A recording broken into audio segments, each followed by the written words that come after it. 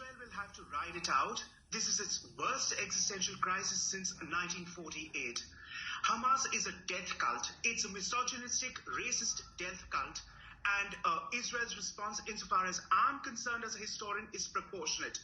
But what I want to tell Terry in Tel Aviv is this as a historian, that I have a horrible sense of deja vu of June 82 Beirut, Terry, in that diplomatic skullduggery will set in, and Arafat was allowed to exit from Beirut for Tunis, and he got away with it back then.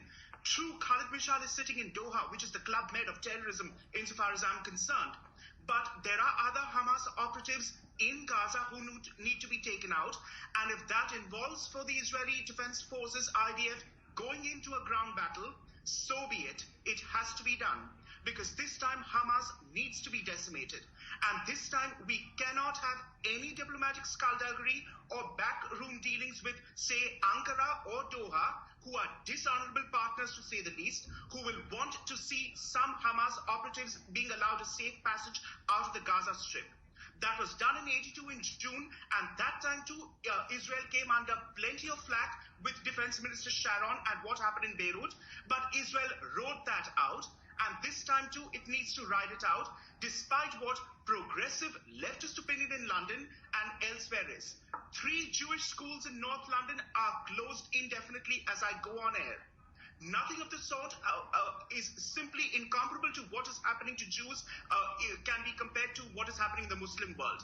The so-called suffering. If Muslims cannot take a position and are so morally cockeyed not to distinguish between secular Palestinians and Hamas, then there is not much to be said as far as I'm concerned.